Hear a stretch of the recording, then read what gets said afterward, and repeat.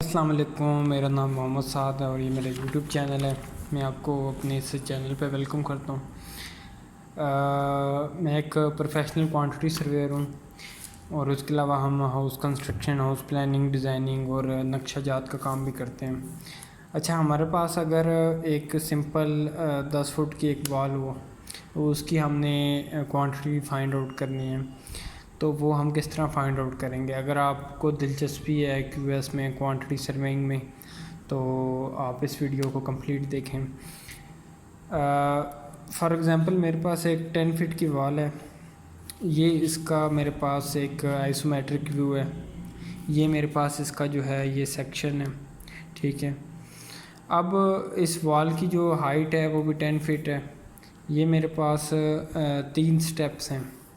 जिस तरह हमारे आम तौर पे जो ब्रिक्स होती हैं, नीचे जो बुनियाद होती है, ये बुनियाद है, ये जो बड़ी हुई है, पहले मतलब 3 स्टेप्स में होती है ना, जिस तरह मैं आपको पिक्चर में दिखाता हूँ। तो ये इस तरह हमारे पास 3 स्टेप्स में बुनियाद नीचे से आ रही है, ऊपर जाके ये 9 इंच रह जाएगी। तो नीचे से ये स्टेप्स हैं, ऊपर ये आके 9 इंच की वॉल है जो जिसकी हाइट 10 फुट है, लेंथ भी 10 फुट है। अच्छा, अब हमने जो नीचे वाले स्टेप्स हैं सबसे पहले उनकी हमने कंक्रीट वो ब्रिक्स फाइंड आउट करनी है CFT में। फिर दूसरा जो स्टेप है इसकी हमने जो ब्रिक्स फाइंड आउट करनी है।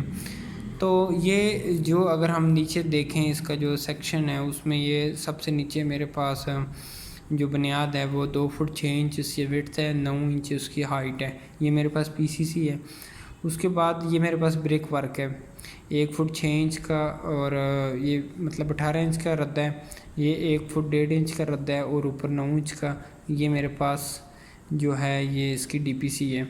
ये 6 इंच की हाइट है। तो अब हमने ये हमारे पास एक जो इसका हमने जो फाइंड आउट करने का, क्वांटिटी फाइंड आउट करने का, ये हमने उसका टेबल बना लिया। सबसे पहले हमने क्योंकि एक्सीवेशन फाइंड आउट करनी है, वॉल की हाइट ऊपर से 10 फुट है लेकिन एक्सीवेशन 11.75 मतलब 11 फुट 9 इंच है। ये किस तरह आएगी 11 फुट 9 इंच? अच्छा, इस पे फार्मूला जिस तरह हम बुक्स में भी पढ़ते हैं अपनी क्वांटिटी सर्वेइंग की, इस पे फार्मूला लगता है L+B-T, जिस तरह ये है। अब ये B-T, अब इसके साथ हम L+B, हम मतलब जो लेंथ है वो भी इसमें प्लस होगी। जो लेंथ है वो मेरे पास 10 फीट है, जो ब्रेथ है वो मेरे पास 2.5 है, ये वाली एक्सीवेशन के लिए मैं निकाल रहा हूँ।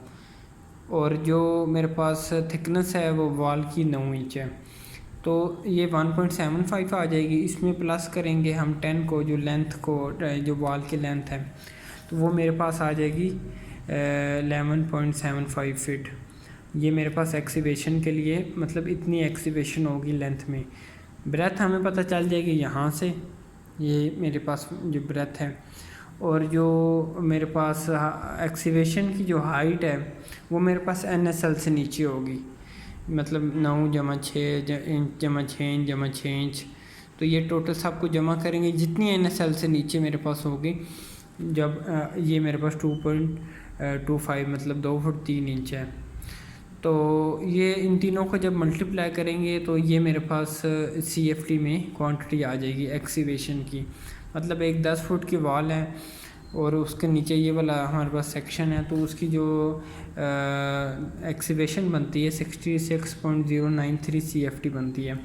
PCC है जो, उसमें लेंथ एक्सीवेशन की सेम रहेगी जितनी एक्सीवेशन है, जो इसकी ब्रेथ है वो भी सेम होगी जिस तरह ये है। क्योंकि जितनी PCC होगी एक्सीवेशन भी, जितनी एक्सीवेशन होगी जो PCC है वो भी उतनी होगी। लेकिन सिर्फ ये जो हाइट है एक्सीवेशन में हम पूरी हाइट लेते हैं, मतलब NSL से नीचे, लेकिन इसमें हमने लेनी है सिर्फ जो यहाँ से ये वाली 9 इंच, जितने थिकनेस है PCC की, सिर्फ वो वाली हमने 9 इंच लेनी है। उसके बाद ये मैंने एक्सीवेशन निकाल ली, इन तीनों को मल्टीप्लाई किया, मेरे पास PCC आ गई। अब ये ब्रिक वर्क इन सब स्ट्रक्चर है, जो नीचे मेरा फाउंडेशन में ब्रिक वर्क होना है, ये वो वाला है। स्टेप 1 का मतलब है ये वाला जो स्टेप है, ये वाला, यहाँ से अगर हम देखें तो ये मेरे पास पहला स्टेप है। तो ये अब 10 फुट ऊपर से है लेकिन ये थोड़ा ज़्यादा होगा। ये किस तरह इसकी निकालनी है, इस पर हमने फार्मूला लगाना है L+B-T। अब इसमें जो B है वो ये वाला आ जाएगा 1.5, 1 फुट 6 इंच। इसको फुटों में हमने लिखा तो ये 1.5 आ गया।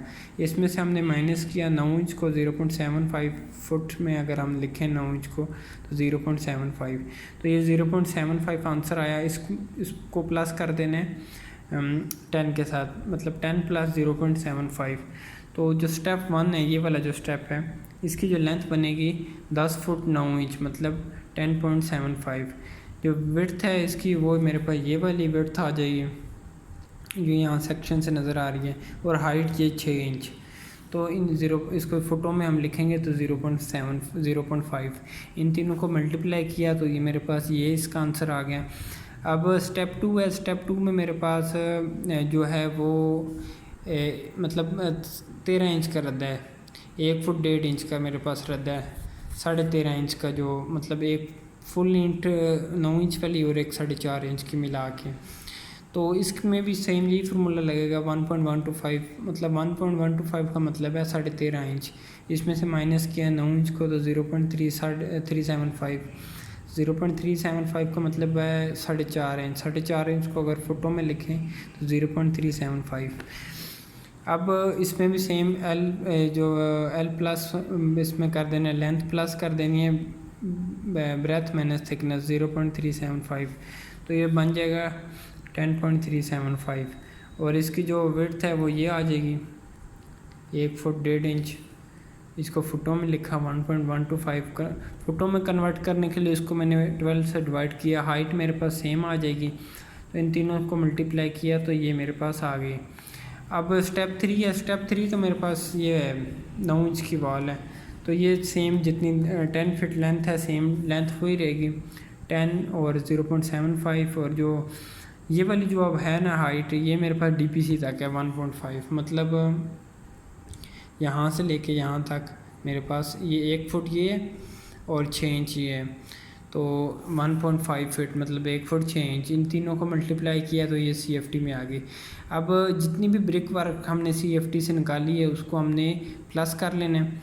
फिर उसके बाद हमने उसको 13.5 से हम मल्टीप्लाई करेंगे तो मेरे पास इंटें आ जाएंगी। DPC अगर निकालनी है तो DPC में हम जो उसकी हाइट को जो इग्नोर कर देते हैं, सिर्फ उसकी जो लेंथ और जो उसकी थिकनेस है वो लेते हैं, तो 7.5 स्क्वायर फुट आ गई। DPC हमारे पास स्क्वायर फुट में होती है।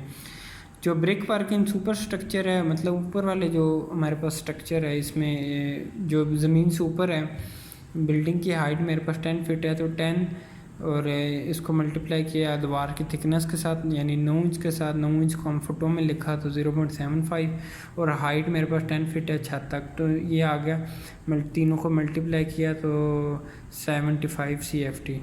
तो ये तरीका होता है कि क्वांटिटी निकालने का। जो एक सिंपल मैंने आपको 10 फुट की एक वॉल है जिसका ये मेरे पास सेक्शन है, ये मेरे पास इसका प्लान है, ये मेरे पास इसका आइसोमेट्रिक व्यू है, इसकी हमें क्वांटिटी निकालने का। ये आपके जो डिप्लोमे की बुक्स हैं उसमें भी जो क्वांटिटी सर्वेइंग की किताब है, बुक है, उसमें भी ये इस तरह की मेरे पास I वाल J वाल। इसके अलावा मैं आपके साथ जो ये वाली हैं L वाल, उसके बाद मेरे पास E वाल जो होती हैं F शेप की जो वाल हैं, इसकी भी मैं आपके साथ शेयर करूँगा कि इसकी जो हमने ब्रिक वर्क हमने किस तरह फाइंड आउट करना है। तो अगर पहली दफ़ा चैनल पे आए हैं तो उसको सब्सक्राइब कर लें। वीडियो देखने के लिए शुक्रिया। अल्लाह हाफिज़।